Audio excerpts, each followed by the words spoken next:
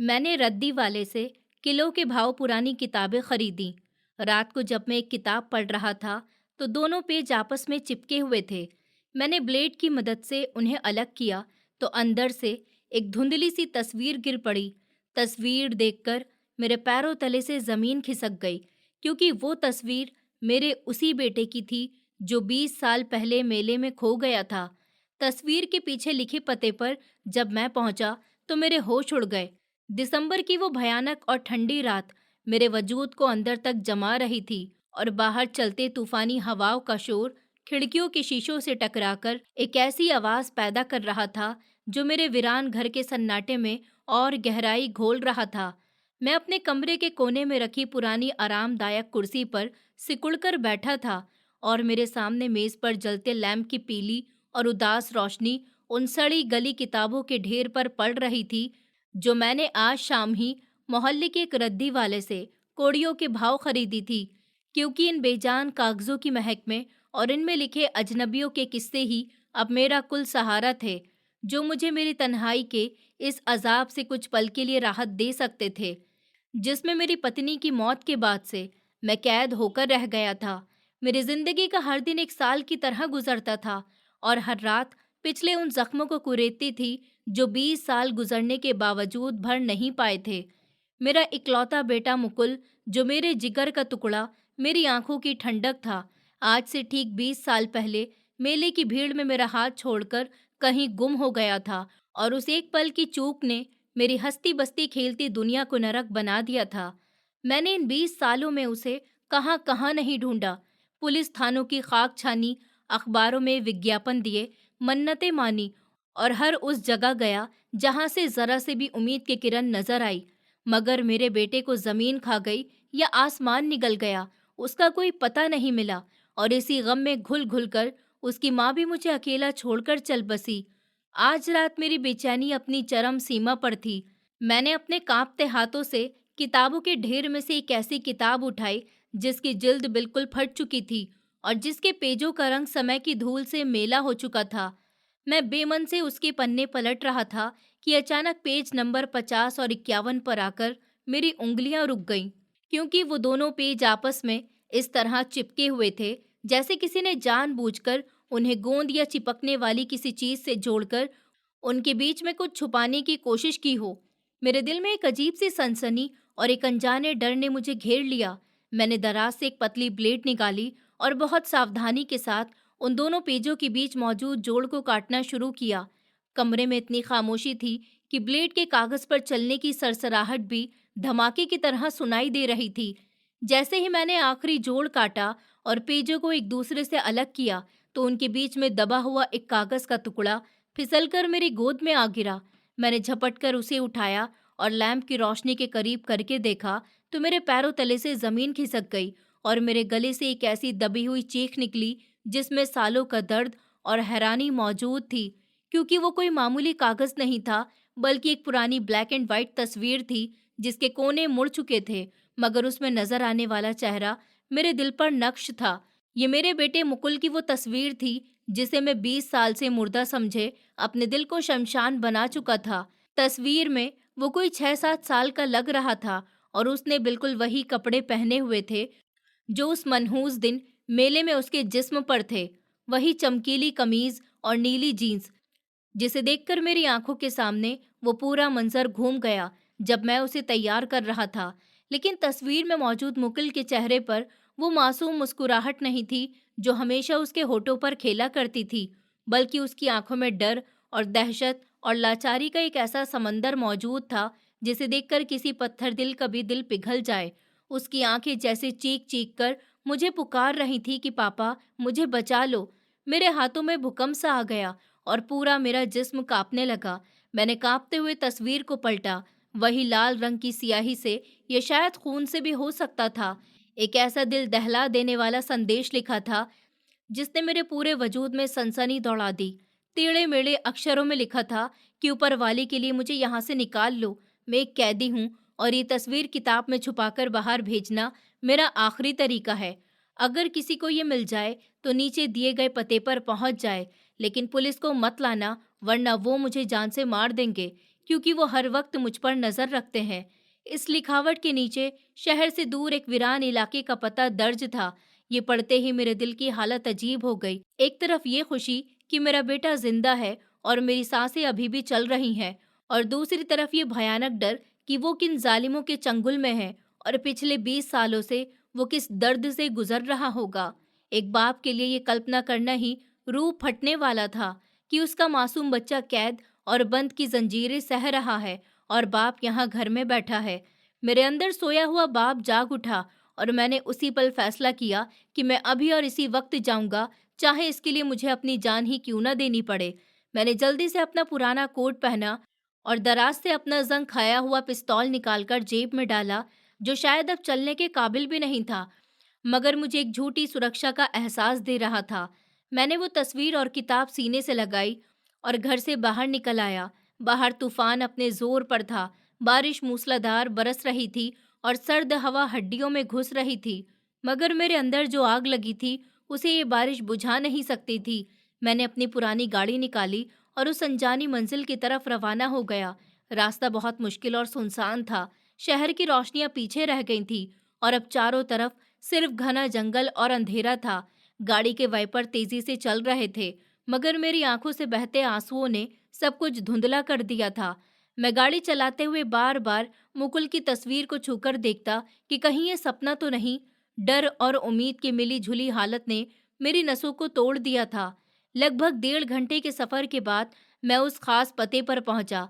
वहां घने और पुराने पेड़ों के झुरमुट में एक बहुत बड़ी मगर बहुत जर्जर और पुरानी हवेली थी, जिसकी ऊंची ऊंची दीवारों पर काई जमी हुई थी और जिसका गेट जंग से भरा हुआ था।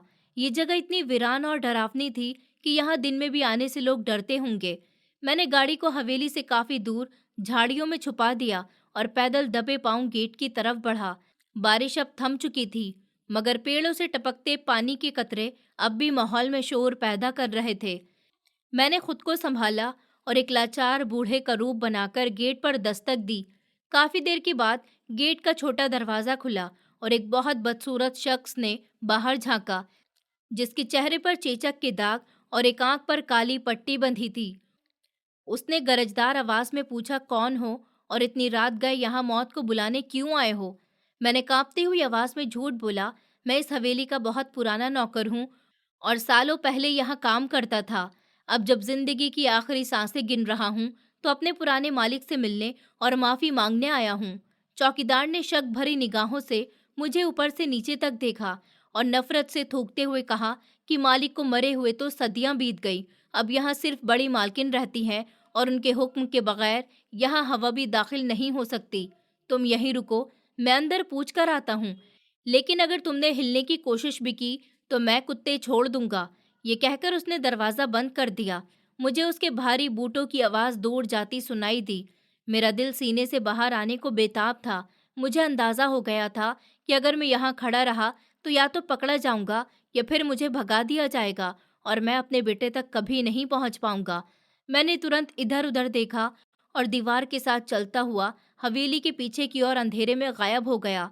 वहां घास बहुत ऊंची थी और कांटेदार झाड़ियां मेरे कपड़ों को फाड़ रही थी, मगर मुझे किसी चीज की परवाह नहीं थी।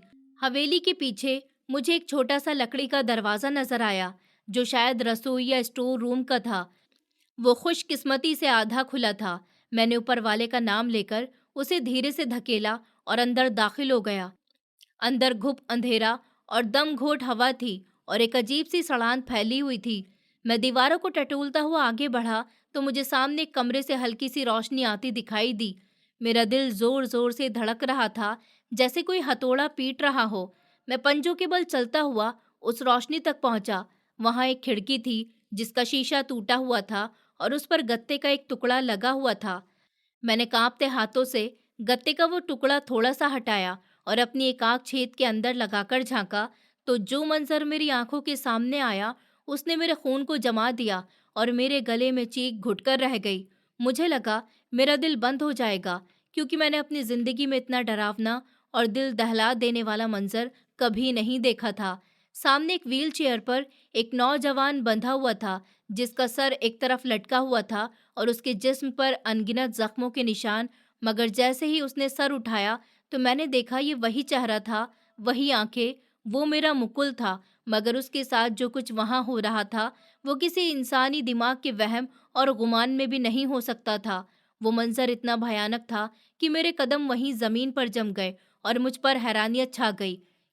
खिड़की के टूटे हुए शीशे से नजर आने वाला वो डरावना मंजर मेरी आंखों के रास्ते मेरी रूह में उतर गया, और मैं पत्थर की मूर्ति बना वहीं खामोश खड़ा था, जहां मेरे सामने व्हीलचेयर पर बैठा मेरा 20 साल का जवान बेटा मुकुल हड्डियों का ढांचा नजर आ रहा था, जिसके पीले चेहरे पर हवाइयां उड़ रही थी और जिसकी कलाइयों पर रस्सियों के गहरे नीले निशान इस बात की गवाही दे रहे थे कि उसे यहाँ इस बेरहमी के साथ बांधकर रखा जाता है। कमरे की हालत किसी पुराने कैद खाने जैसी थी, जहां नम दीवारों से पेंट उखड़ चुका था और फर्श पर हर तरफ गंदगी फैली हुई थी। अचानक कमरे का भारी दरवाजा खुला और एक अधेड़ उम्र की औरत अंदर दाखिल हुई, जिसका हुलिया बहुत रोबदार और चेहरे पर भयानक सख्ती थी। ये वही मालकिन साहिबा थी जिसका जिक्र चौकीदार ने किया था। उनके हाथ में एक ट्रे थी, जिसमें सूखी हुई रोटी का एक टुकड़ा और गंदे पानी का गिलास था। उन्होंने नफरत से वो ट्रे मुकुल की गोद में फेंकी और उसकी थोड़ी को सख्ती से दबोचकर ऊपर उठाया। मैंने देखा कि मुकुल की आंखों में आंसू तैर रहे थे और वो रहम भरी निगाहों से उस जालिम औरत को देख रहा था, मगर उस पत्थरदिल औरत के चेहरे पर रहम का नामो निशान तक नहीं था। वो उससे कह रही थी कि ये खा लो, ये आखिरी निवाला है, क्योंकि अगर तुमने आज भी उन कागजात पर दस्तखत ना किए या वो राज ना बताया जिसके लिए मैंने तुम्हें 20 साल पाला है, तो मैं तुम्हें जिंदा गाड़ दूंगी। मुकुल ने ना में सर हिलाया और मुश्किल से अपने सूखे होठों को हिलाया, जैसे वो इनकार कर रहा हो। उसके इनकार पर उस जालिम औरत का पारा चढ़ गया और उसने पूरी ताकत से एक जोरदार थप्पड़ मुकुल के कमजोर गाल पर मारा, जिससे उसका सर लुढ़ककर एक तरफ जा गिरा और उसके होठ से खून की बारीक लकीर बहने लगी। ये मंजर देखकर मेरा कलेजा फट गया और मेरी आंखों से बेकाबू खून के आंसू बहने लगे। मेरा दिल चाहा कि अभी खिड़की तोड़कर अंदर कूद जाऊं और इस चुड़ैल का गला दबा दूं, जिसने मेरे मासूम बच्चे को इस हाल तक पहुंचाया था। मगर अगले ही पल अक्ल ने जज्बात पर काबू पा लिया था, क्योंकि मैं जानता था कि मैं एक बूढ़ा और निहत्था इंसान हूं और बाहर वो हथियारबंद और खतरनाक चौकीदार मौजूद है। अगर मैंने जरा सी भी भावुक गलती की तो न सिर्फ मैं मारा जाऊंगा, बल्कि मुकुल को बचाने की आखिरी उम्मीद भी खत्म हो जाएगी और मेरा बेटा हमेशा के लिए इस अंधेरे कुएं में दफन हो जाएगा। मुझे हर हाल में जिंदा बचकर यहाँ से निकलना था, ताकि बाहर से मदद ला सकूं और इस जुल्म के किले को ढा सकूं। मैंने दिल पर पत्थर रखकर अपनी सिसकियों को रोका और उल्टे कदमों वापस पलटने लगा। मेरे पांव भारी हो चुके थे और बार बार मुड़कर देखने की इच्छा हो रही थी, मगर मैंने खुद को घसीटा। अभी मैं चंद कदम ही पीछे हटा था कि मेरे पांव के नीचे एक सूखी टहनी टूटने की जोरदार आवाज हुई, जो रात के सन्नाटे में किसी धमाके की तरह गूंजी। उसी पल चौकीदार की गरजदार आवाज आई कि कौन है वहां, और साथ ही कुत्तों के भौंकने की आवाजें आने लगीं। मेरे होश उड़ गए और मैंने अपनी बूढ़ी हड्डियों में बची कुची ताकत को जमा करके अंधेरे में गाड़ी की तरफ दौड़ लगाई। मेरे पीछे भारी कदमों की आवाजें करीब आ रही थी और चौकीदार मुझे गालियां देते हुए रुकने को कह रहा था, मगर मैं जानता था कि रुकने का मतलब मौत है। मैं झाड़ियों को चीरता हुआ, कांटों से उलझता हुआ और कई बार ठोकरें खाकर गिरता पड़ता अपनी गाड़ी तक पहुंचा। मेरे हाथ इस कदर कांप रहे थे कि जेब से चाबी निकालना मुश्किल हो रहा था।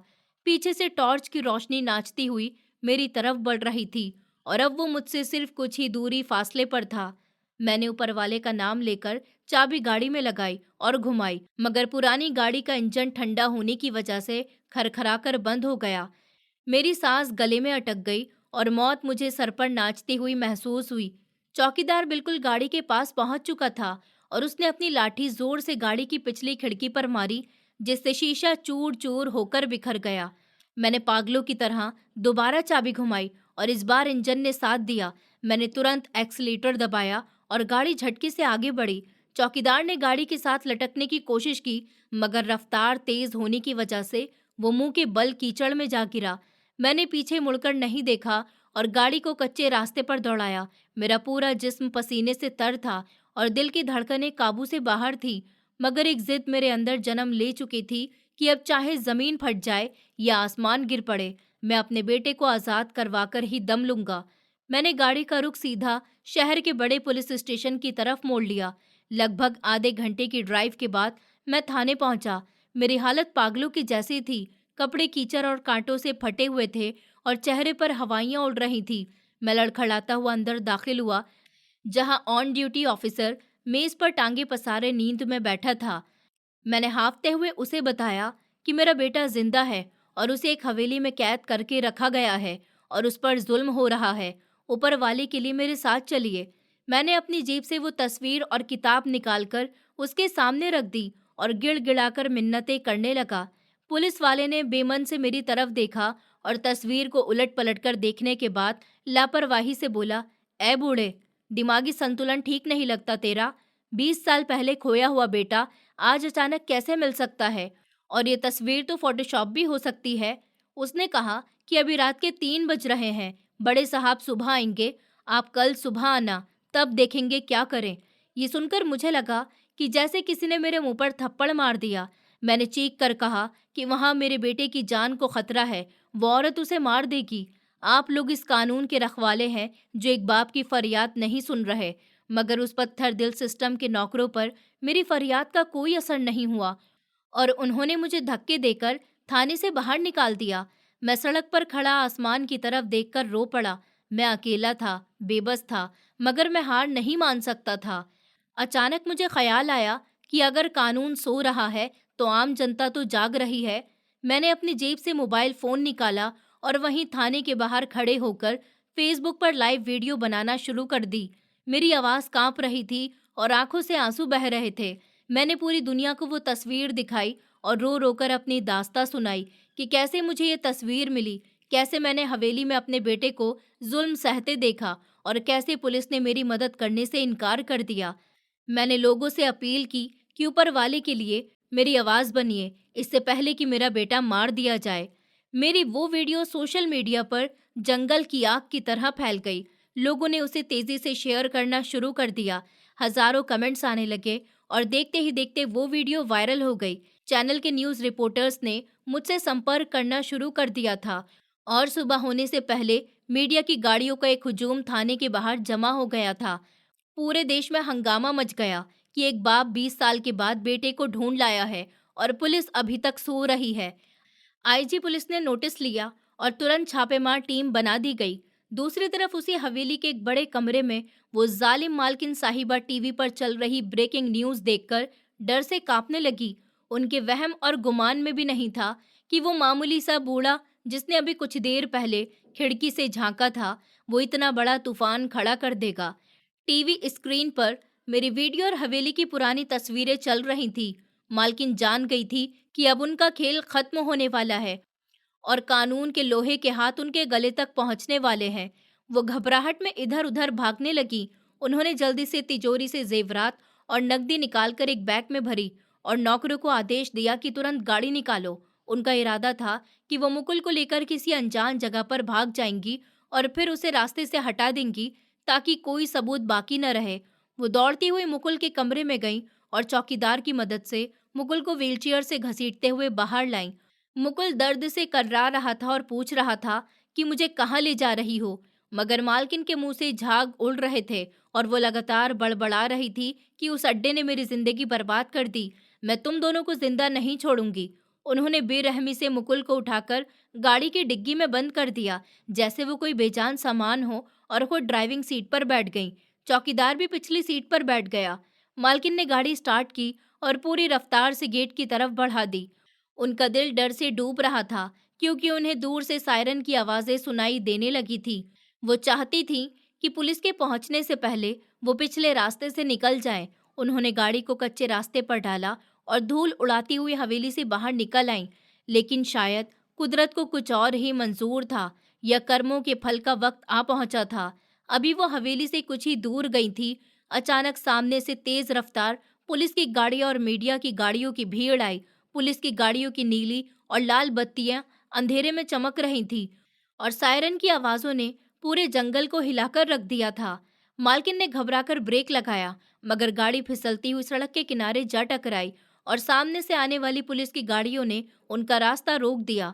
और दर्जनों पुलिसकर्मी गाड़ियों से कूदकर स्थिति को संभाल चुके थे। उन सबके आगे मैं ही था, वही बूढ़ा बाप जिसे कुछ घंटे पहले थाने से धक्के देकर निकाल दिया गया था।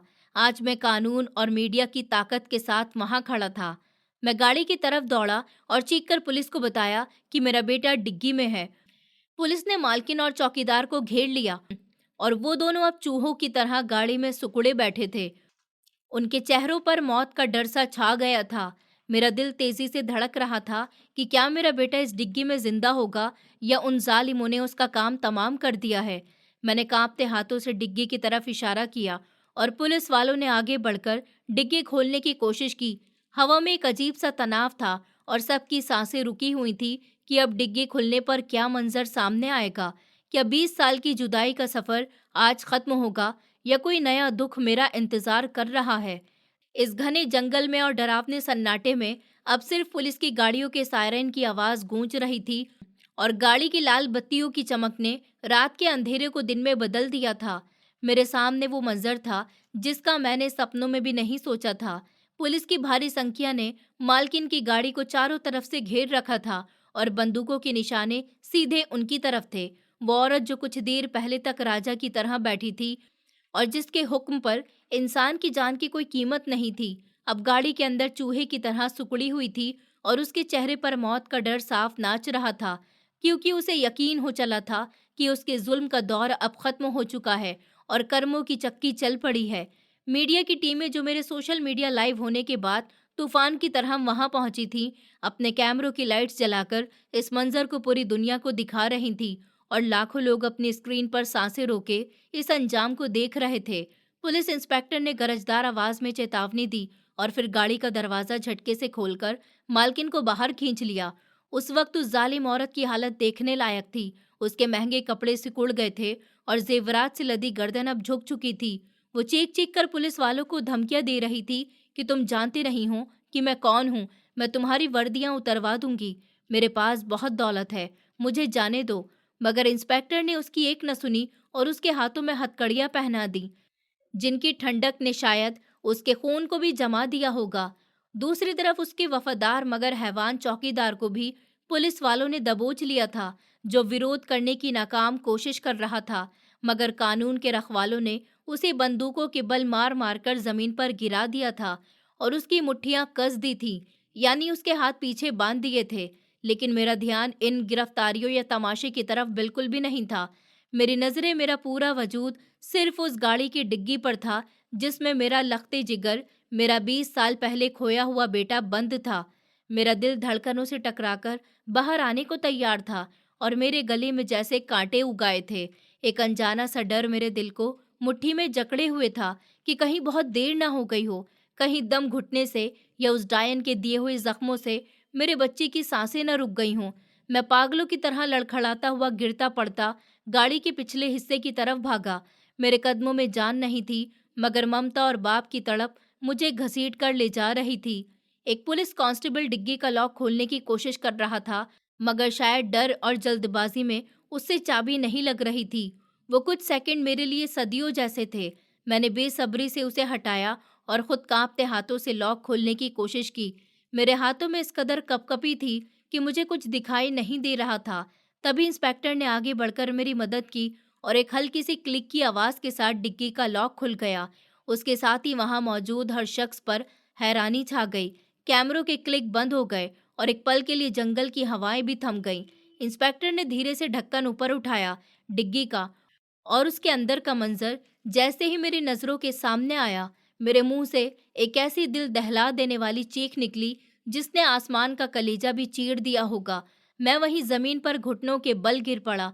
अंदर मेरा बेटा मुकुल, मेरा चांद सा बच्चा, किसी जानवरों की तरह रस्सियों में जकड़ा हुआ औंधे मुंह पड़ा था।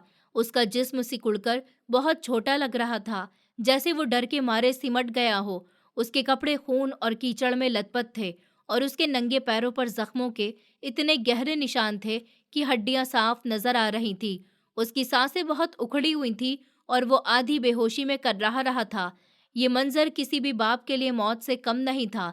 मैंने तड़पकर हाथ बढ़ाए और उसके सर को अपनी गोद में रख दिया। उसका जिस्म बर्फ की तरह ठंडा हो रहा था और माथे पर पसीने के कतरे थे।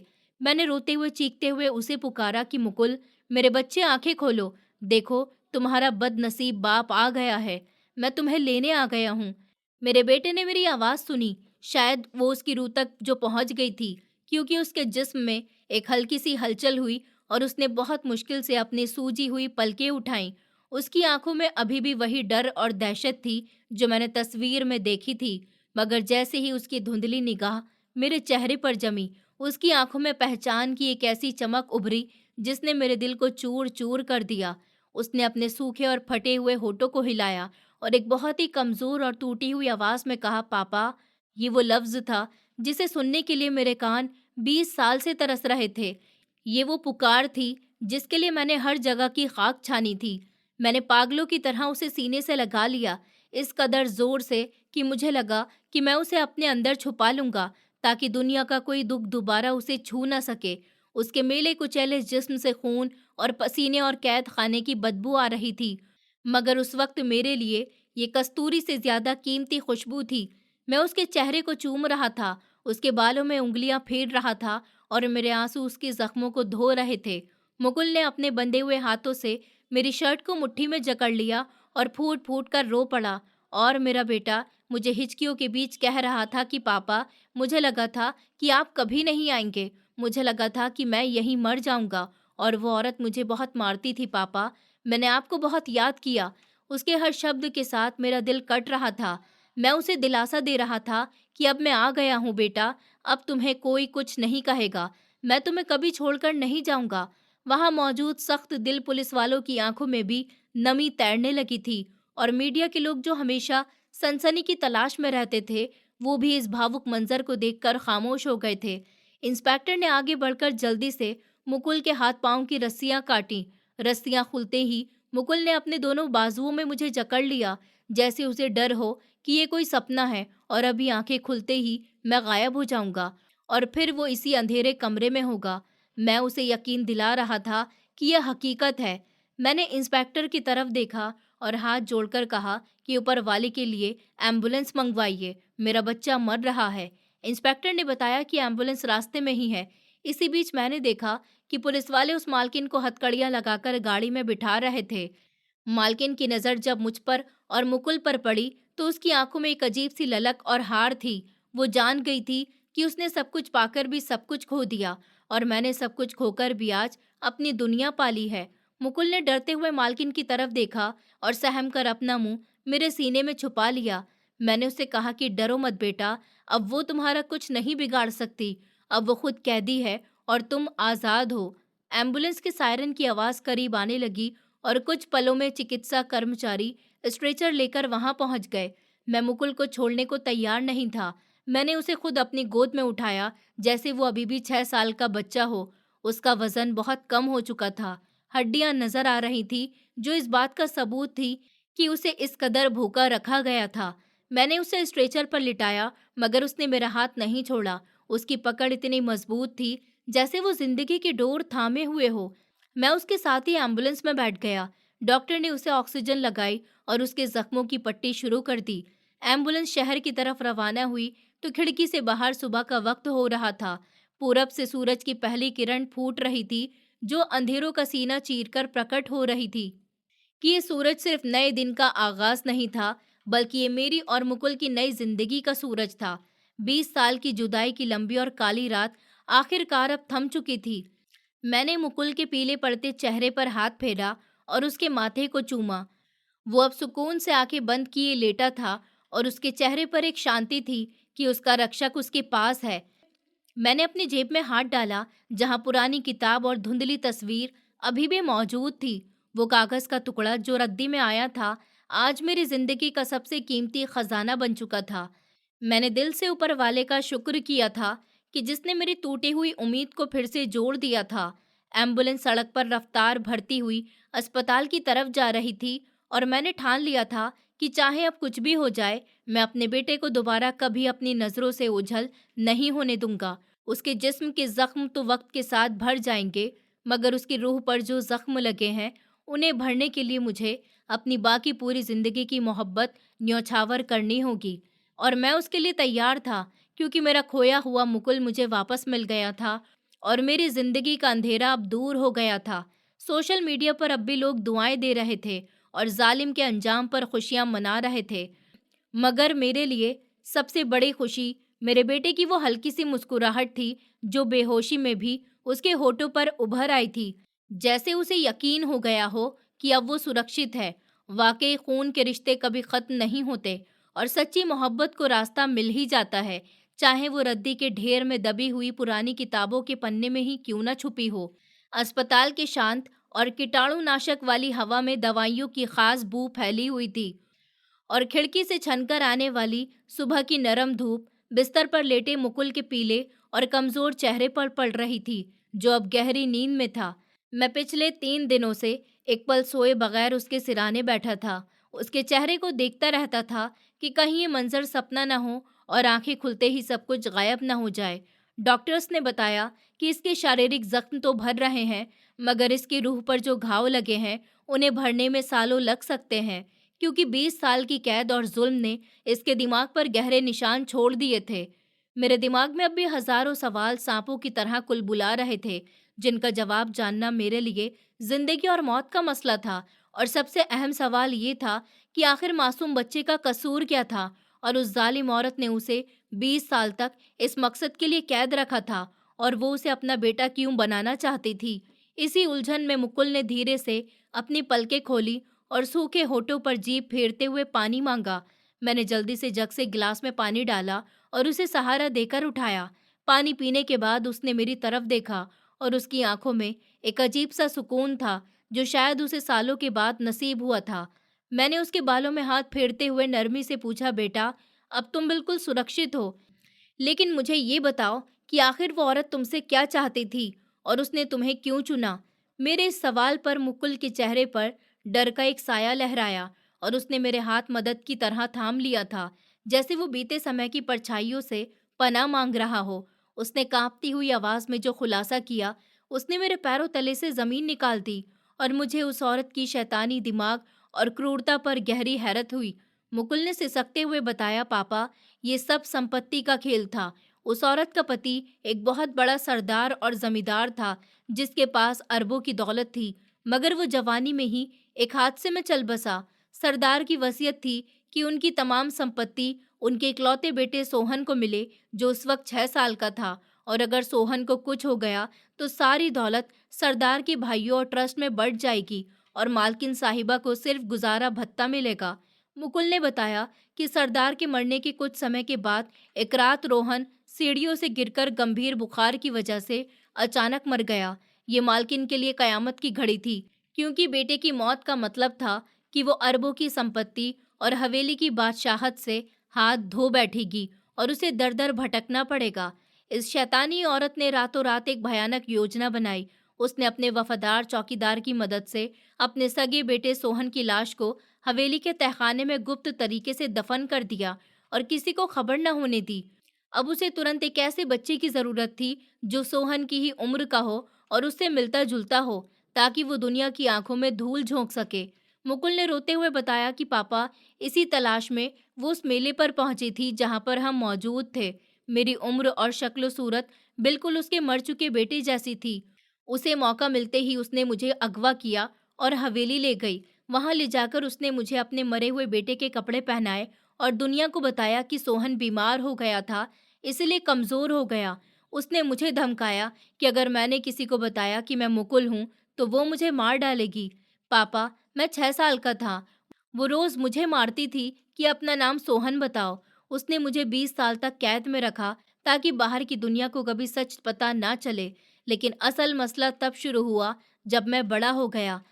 अब कानूनी तौर पर संपत्ति की पूरी कस्टडी के लिए मेरे दस्तखत और बायोमेट्रिक की पुष्टि की जरूरत थी। वो चाहती थी कि मैं अदालत और वकीलों के सामने बयान दूं कि मैं ही सरदार सोहन हूं और इन कागजात पर हस्ताक्षर करूं। लेकिन पापा, मैं बड़ा हो चुका था। मुझे अपना असली नाम और आपका चेहरा याद था। मैंने साफ इनकार कर दिया। मैंने उससे कहा कि मैं मुकुल हूं और मैं मर जाऊंगा, मगर अपने बाप का नाम नहीं बदलूंगा।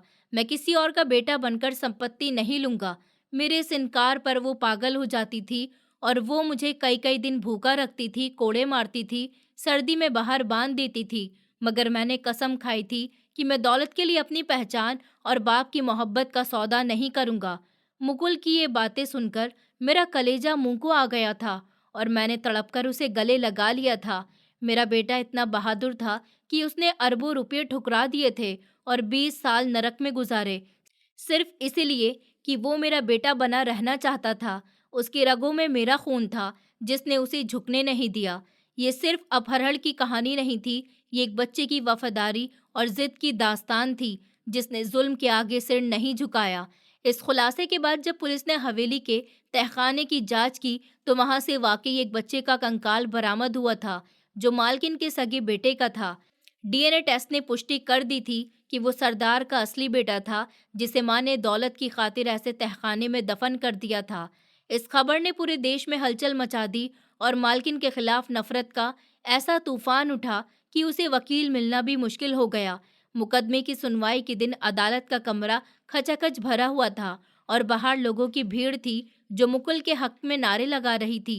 मालकिन साहिबा, जो कभी घमंड की मूर्ति थी, अब कटघरे में हथकड़ियों में जकड़ी सर झुकाए खड़ी थी और उनके चेहरे पर हवाइयां उड़ रही थी। हमारे वकील ने जब अदालत के सामने वो पुरानी किताब और वो धुंधली तस्वीर, मुकुल के जिस्म के निशान और उसके सगे बेटे की हड्डियों की रिपोर्ट पेश की, तो अदालत में मौत का सन्नाटा छा गया। जज साहब ने टिप्पणी की कि इंसानी इतिहास के सबसे बुरे अपराधों में से एक है, जहां एक औरत ने दौलत के लालच में न सिर्फ अपने सगे बेटे की मौत को छुपाया, बल्कि एक दूसरे मासूम बच्चे की जिंदगी भी बर्बाद कर दी और उसकी पहचान छीनने की कोशिश की। अदालत ने मुकुल के इनकार और उसकी कुर्बानी को सम्मान दिया कि उसने लालच में आकर झूठ का साथ नहीं दिया।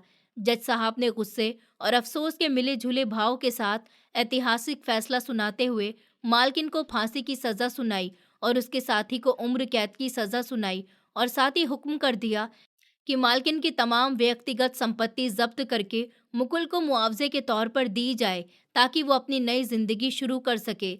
ये फैसला सुनते ही अदालत का कमरा तालियों और नारों से गूंज उठा। इंसाफ का बोलबाला हो गया था। मालकिन को जब पुलिस वाले घसीटते हुए ले जा रहे थे, तो उसने मुड़कर मुकुल की तरफ देखा। उसकी आंखों में अब कोई घमंड नहीं, बल्कि हार की राख थी। मुकुल ने उसे नजरअंदाज कर दिया, क्योंकि अब उसके दिल में डर की जगह सुकून ने ले ली थी। हम दोनों बाप बेटे एक दूसरे का हाथ थामे अदालत की सीढ़ियां उतरे, तो बाहर हजारों लोगों ने हम पर फूल बरसाए। मीडिया के कैमरे हमारी तरफ थे, मगर हमें दुनिया की शोहरत या दौलत से कोई मतलब नहीं था। हमें जो खजाना मिला था, वो एक दूसरे का साथ था, जो 20 साल पहले खो गया था। वापसी का सफर बहुत भावुक था। जब हम अपने छोटे से पुराने घर पहुंचे, वो शाम ढल रही थी। मैं मुकुल का हाथ पकड़कर उसे घर के अंदर ले आया। घर की दीवारें, जो सालों में मेरी आहों और सिसकियों की गवाह थी, आज रोशन लग रही थी। मुकुल सीधा उस कोने में गया जहां वो रद्दी की किताबें रखी थी। उसने वो किताब उठाई जिसने उसकी जिंदगी बचाई थी और उसे चूम लिया। उसने मुस्कुराते हुए कहा कि पापा, अगर ये किताब आपको ना मिलती तो शायद मैं कभी वापस ना आ सकता। मैंने आगे बढ़कर उसे सीने से लगाया और कहा कि बेटा, ये किताब नहीं, ऊपर वाले की तरफ से भेजा हुआ एक जरिया था। हमारी आंखों में खुशी के आंसू थे और हम दोनों एक दूसरे के गले लगकर रोए, मगर ये आंसू दुख के नहीं थे, शुक्र के थे। घर का सन्नाटा खत्म हो चुका था और एक नई जिंदगी हमारा इंतजार कर रही थी। मुझे महसूस हुआ कि मेरी पत्नी की रूह भी आज बहुत खुश होगी कि उसका बेटा वापस आ गया है, और वो भी इतना बहादुर और गैरतमंद बनकर, जिसने दौलत के लिए अपने बाप का नाम नहीं बेचा। मुकुल ने मुझसे वादा किया कि वो अब कभी मुझे छोड़कर नहीं जाएगा, और मैंने उसके माथे को चूम कर कहा कि अब मौत ही हमें जुदा करेगी। मेज पर रखी वो पुरानी तस्वीर और किताब अब भी वहां मौजूद थी, जो इस बात की गवाही दे रही थी कि सच्चाई को जमीन के नीचे छुपा दिया जाए तो वो एक दिन रद्दी के कागजों में भी प्रकट होकर रहती है, और जुल्म का अंजाम हमेशा सबक देने वाला होता है। ये कहानी सिखाती है कि सच्चाई और प्यार की ताकत दुनिया की किसी भी ताकत से बड़ी होती है। एक मासूम बच्चे ने अरबों की दौलत ठुकरा दी, सिर्फ इसलिए कि वो अपने बाप का नाम और अपनी असली पहचान नहीं छोड़ना चाहता था। उसने 20 साल तक नरक जैसी जिंदगी सही, कोड़े खाए भूखा रहा, मगर झूठ के सामने कभी नहीं झुका। ये बताता है कि रिश्ते और इंसानियत धन दौलत से कहीं ऊपर है। दूसरी सीख ये है कि जुल्म चाहे कितना भी लंबा चले, उसका अंत हमेशा बुरा होता है। लालच में अंधी हुई वो औरत अपने सगे बेटे को तहखाने में दफन करके भी चैन से नहीं जी पाई। उसका घमंड, उसकी दौलत, उसकी हैसियत सब राख हो गया। और सबसे बड़ी बात, उम्मीद कभी नहीं छोड़नी चाहिए। एक बूढ़े बाप ने 20 साल बाद भी अपने बेटे को नहीं भुलाया और एक रद्दी की किताब में छुपी सच्चाई ने उसे उस तक पहुंचा दिया। इसका मतलब ये है कि ऊपर वाला जब चाहे किसी भी रूप में मदद भेज देता है। बस इंसान को हिम्मत और ईमान नहीं छोड़ना चाहिए। अंत में संदेश यही है कि पैसा सब कुछ खरीद सकता है, मगर प्यार, वफादारी और सच को नहीं। जो इन तीनों को थामे रहता है वो कभी नहीं हारता। दोस्तों, उम्मीद करती हूँ आपको हमारी कहानी पसंद आई होगी। कहानी पसंद आई है तो वीडियो को लाइक करें, चैनल पर नए हैं तो चैनल को सब्सक्राइब करें और हाँ, नोटिफिकेशन बेल को ज़रूर दबाएं ताकि अगली अपडेट सबसे पहले आपको मिले।